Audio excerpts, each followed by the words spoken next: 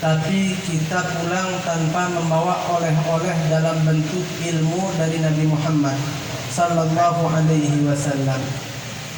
Suatu hari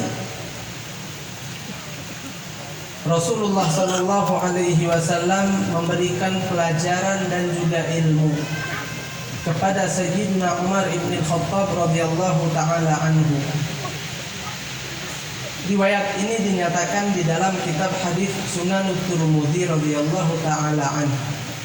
Sayyidina Umar ibn Khattab berkata, "Allamani Rasulullah sallallahu alaihi wasallam qala Qul Allahumma ja'al sarirati khairan min alaniyati waj'al alaniyati salihah." Wahai Umar, kata Nabi, katakanlah sebuah doa yang bunyinya Allahumma ja'al sarirati khairan min alaniyati. Ya Allah, jadikanlah diriku saat aku sedang seorang diri keadaannya lebih baik jauh ketimbang ketika aku sedang di halayak ramai. Waj'al alaniyati salihah, dan jadikan pula keadaanku saat aku berada di hadapan orang banyak juga baik ya Allah. Rasulullah ajarkan ini doa kepada siapa? Amirul Mukminin yang di kemudian hari, Sayyidina Umar ibn Khattab. Beliau ajarkan agar kepada Allah supaya jadi orang yang ketika sedang seorang diri tetap baik, bukan sedang di hadapan orang saja kita seakan-akan orang yang paling khusyuk. Ketika sedang di hadapan orang kita seakan-akan orang yang paling tawadhu. Ketika sedang di hadapan orang kita seakan-akan orang yang paling alim. Tapi sedang seorang diri sekalipun itu lebih penting untuk kita jaga. Karena di saat itu yang bersama kita tidak ada siapa-siapa kecuali Allah. Sayyidina Umar ibn Khattab yang kita tidak ragu seperti apa takwanya beliau, tetap Rasulullah ajarkan doa tersebut. Apalagi kita yang bukan siapa-siapa. Kita manusia biasa yang terkadang memanglah bawaan lahiriah kita ini mungkin sukanya dipuji, sehingga orang lain lihat bagaimana caranya dia lihat aku ini orang baik, biar dia puji-puji, biar tidak dicaci. Itu bawaan lahirnya kita. Makanya ketika orang lain lihat kita sedang di hadapan orang banyak, kita mau cakep-cakepan tak masalah. Mau menampakkan bahwasannya kita adalah orang yang pantas dan juga layak, tidak masalah. Tapi masalah besar kalau pengennya kita baik di depan wong baik, sedang seorang diri kita maksiat. Bahaya. Majlis kita khusyuk, pulang ke rumah wala'iyadzubillah, insyaallah kita yakin tak ganti. Kalau waduh, pulang ke rumah buka handphone, video-video yang tak benar masih dijinguk, Allah akan murka, Allah tidak ridho. Nabi Muhammad urung banggo sama gitu. Asalnya mak banggo lah, yahdurul maulid, hadir maulid ni orang masya Allah. Tapi dewean maksiat urung banggo Nabi. Ma'asyiral hadirin rahimakumullah. Jadi kita harus belajar yang namanya ilmu ikhlas karena Allah. Ada orang tak ada orang kita baik. Bahkan ketika orang tak ada lebih baik kalau baca. Makanya Rasulullah sallallahu alaihi wasallam ajarkan kepada kita sebuah nasihat dalam hadis lain juga riwayat Al-Imam Tirmidzi. Ittaqillaha haitsu ma kunta. Bertakwalah engkau dimanapun kamu berada, kapanpun waktunya, dalam kondisi apapun engkau saat itu. Itu arti haitsu ma kunta itu bukan dimanapun kamu berada, tapi haitsu ma kunta, dimanapun kamu, saat apapun kamu, kondisinya seperti apapun, bertakwalah kepada Allah. Mau sendiri, mau ramai, kita jadi orang baik. Itu sabda Nabi yang di dalamnya terdapat pegangan ridho buat kita. Nasihat terbaik pasti Nabi itu pengennya buat kita dan kita harus amalkan biar sama-sama selamat di akhirat.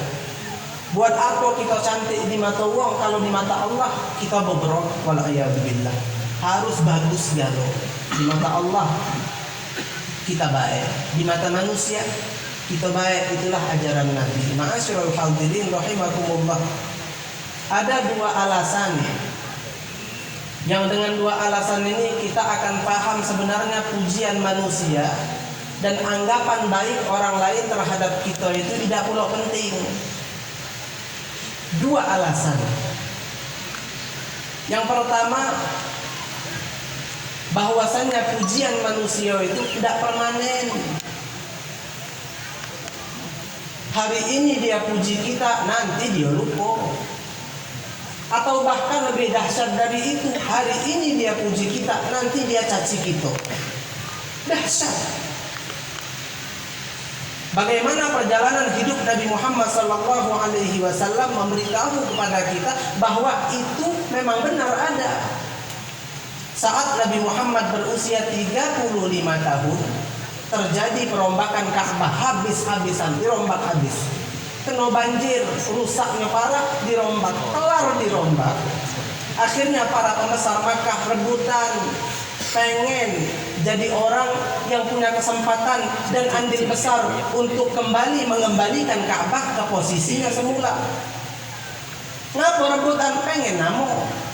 Kaget aku kati lagi, anak cucuku ada, nama aku disebut-sebut. Itu pengennya, itulah manusia. Pengen tenar, pengen terkenal. Saat dia hidup ya saat dia meninggal sekalipun, padahal itu kata gunung. Ala kulli hal 2 hari mereka cekcok. Sampai dinyatakan gadu ayyaqtatilu, hampir mereka berperang tumpahan darah. Akhirnya alhamdulillah satu orang bijak, Mughirah ibn Walid kalau tidak salah namanya. Beliau berkata, "Tidak usah kita ribut-ribut. Kita ni berdolo galau. Sudah. Lupakan ini orangnya. Kami restu, kami ridho. Hadal amin wa hada Muhammad. Sallu ala Muhammad. Ini orang terbaik di kota Makkah. Ini adalah Muhammad bin Abdullah. Biarkan dia yang memindahkan." Akhirnya subhanallah, siapa dulu? Ya Rasulullah. Mestinya beliau pindahkan seorang diri, boleh namo, tapi beliau udah ambil itu. Apa kata beliau? Biarkan aku bentangkan selendangku, aku letakkan hajar aswad di tengah-tengahnya. Kemudian anda sekalian masing-masing ngambil ujung selendang aku, pindahkan balung-balung. Sallu ala Muhammad. Dahsyat. Boleh namo, tapi Nabi Muhammad tak pandang itu. Sampai akhirnya mereka semua tambah salut dengan Nabi Muhammad.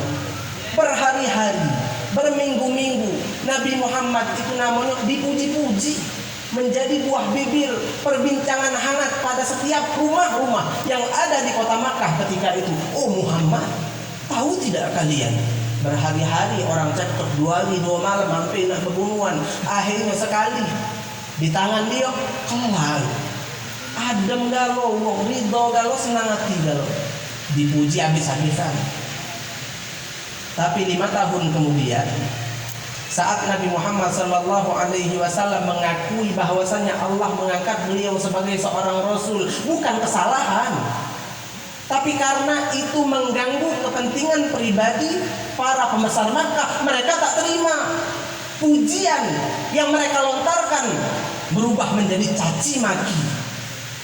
Sahir, kadzib, syair, majnun, Muhammad gila, Muhammad tukang syair, Muhammad tukang sihir, Muhammad adalah pembohong besar. Itu berubah pujiannya menjadi cacian. Jadi pujian manusia tidak usah dianggap. Cukup Allah wa Rasul pas selesai. Pacak kaget yang ngegaji kita Allah, yang kaget ngegandeng tangan kita di akhirat Nabi Muhammad. Karena memang amalan-amalan yang kita lakukan ya karena Allah, bukan karena selainnya. Jadi alasan pertama bahwasannya kita ini kapanpun, saat apapun, sedang seorang diri, sedang di hadapan orang banyak, harus jadi orang baik. Ma'asyiral hadirin rahimakumullah. Alasan kedua, kalau kita beribadah, kalau kita berbuat baik, kalau kita sedang seorang diri maksiat, giliran di hadapan orang kita Masya Allah luar biasa, tidak ikhlas berarti. Sisip amalan-amalan ibadah yang kita lakukan, yang itu adalah perintah Allah yang utama, yang juga akan menjadi bekal kita di akhirat, itu tidak menghasilkan apa-apa lagi. Kenapa? Riya, tidak ikhlas, pengennya pujian manusia. Dalam ilmu tasawuf itu namanya asyirkul khafi, parah, syirik yang terpendam, yang tak nampak, yang samar, yang tak kejiwaan, tapi Allah tahu. Ya'lamu kha'inatal a'yun wa ma tukhfis sudur. Seakan-akan itu orang memperalat ibadah untuk kepentingan pribadinya. Seakan-akan ibadah yang dia lakukan bukan hanya untuk satu Tuhan, tapi ada Tuhan-Tuhan lain dari kalangan manusia yang ia harap pujiannya. Jadi tak katik benarnya kalau kita hidup itu pengen pujian manusia. Al-madah dabah, kata ulama. Pujian itu sembelihan. Lemaklah dikatai wong daripada dipuji wong. Itu kata ulama. Luar biasa. Mereka tahu hakikatnya, seperti itu perkataannya. Ma'asyiral hadirin rahimakumullah. Aduh si kok cinta. Hamba Allah wong dusun. Dia jalan-jalan ke kota. Kebenaran di kota itu dia punya kawan. Kawannya ini berakbal, nakal, gawinya maksiat, narkoba iyo, berjudi iyo, waliyadzubillah, main betino iyo, terkenal. Siapa tak kenal sama dia? Akhirnya dia putuskan ketika masuk ke kota, aku mau sanjo ke rumah kawan aku. Subhanallah, saat dia sampai di rumah kawannya pakai kopiah putih bergamis. Sebelum dohor, dia bertanya, "Oi lo, mimpi apa aku semalam? Ngapa berubah nih?" Akhirnya kawannya nyimpat, "Nak sampai kapan lu? Nak sampai kapan? Tak benar. Aku alhamdulillah berapa bulan ini cak inilah. Sebelum dohor, sebelum asar, sebelum maghrib, isyak, subuh, berkopiah sudah rapi. Selurus lagi nak adzan, aku jalan duluan." Masya Allah. Dakwah Ustaz Mano pacak ngobak kau nih. Ala kulli hal, berubah keadaannya. Salut dia, bahagia. Akhirnya dia balik. Ay kawan aku lah baik, aku juga nak jadi orang baik, katanya. Sampai dia pulang, beberapa bulan setelah itu dia ada hajat lagi ke kota. Datang ke kota, mampir lagi ke tempat kawannya tadi. Ternyata kawannya lagi terguling di tengah rumah, sakit pucuk kasur. Dia bertanya, "Sakit apa?" Nangis kawan ditanya sakit apa. Ngapa udah jawab, "Sakit apa?" Tambah nangis. Di samping ini laki-laki ada putrinya. Ada putri tuan rumah di sampingnya. Akhirnya dia buka mulut bercerita. "Aku nih sakit cak ini dah 3 kali. Maaf ngomong, tolong jangan buka omongan, cukup engkau yang tahu. Beberapa bulan lalu engkau datang ke sini, engkau lihat aku, Masya Allah orang baik. Itu sebenarnya modus. Saat orang lihat aku jadi orang soleh, orang-orang sekitar senang galau nyimak aku berubah. Alhamdulillah, dipuji-puji aku oleh mereka. Memang itu tujuanku. Biar aku dipuji-puji, tidak lagi dikenal sebagai budak nakal. Tapi minum-minuman keras nih, itu sudah candu aku. Tak pacak nak nahan kenyang. Jadi balik rumah, aku nyekek botol. Kata yang tahu, dia belek dewek-dewek. Itulah lagi di pojok rumah ni jengok botol dalam isi. Tak kata yang tahu, berbulan-bulan sampai akhirnya Allah tegur aku sakit. Saat aku sakit itulah, ya Allah, aku ingat Allah. Aku angkat tanganku, aku berdoa, ya Allah ampuni aku. Ampuni aku ya Allah. Sampai aku minta ambilkan Al-Quran minta ambilkan kepada putriku Al-Quran, aku baca, aku ngaji, akhirnya sembuh.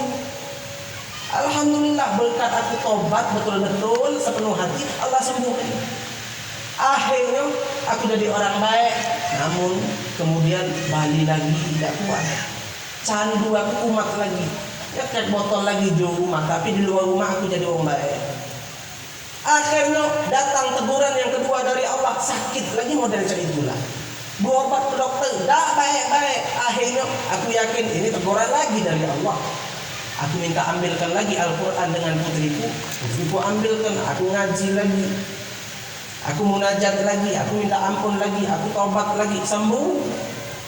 Ini kali ketiga. Karena setelah sembuh itu aku balik maksiat lagi. Ini yang ketiga aku sakit. Kemarin aku minta ambilkan putriku Al-Quran biar aku bisa baca lagi, biar aku bisa tobat lagi, biar aku bisa sembuh lagi. Tapi subhanallah, di kali ketiga ini aku buka Al-Quran putih bersih, tak ada tulisan padanya. Putih bersih, teguran keras dari Allah. Al-Quran sekalipun tak mampu dia lihat dengan kedua bola matanya. Luar biasa. Jadi bukan pilihan. Kalau kita tuh nak cantik-cantik, nak bagus-bagus, nak soleh-soleh di depan orang saja, tapi ketika seorang diri berduaan dengan Allah kita maksiat, walhamdulillah. Masyarul hadirin rahimakumullah, kati buno nama kita baik di depan orang, tapi Allah tak ridha dengan kita. Sebagai penutup sikok lagi, ada satu orang, mungkin cukup sampai di sini. Mudah-mudahan Allah ampuni kita semua, Allah angkat derajat kita, Allah subhanahu wa ta'ala rahmati kita semua, dan Allah subhanahu wa ta'ala di akhirat nanti akan kumpulkan kita bersama-sama dengan Nabi Muhammad sallallahu alaihi wasallam dalam keadaan rindu kepada Allah. Allah pun rindu kepada kita, rindu kepada Nabi Muhammad pun rindu kepada kita. Amin, Allahumma amin. Mungkin hanya ini yang bisa Al-Fatih sampaikan. Kalau ada salah-salah kata, minta maaf kepada antum sekalian, minta ampun kepada Allah. Hadza ma naqulu lakum wal 'afwu minkum. Wassalamu alaikum warahmatullahi wabarakatuh.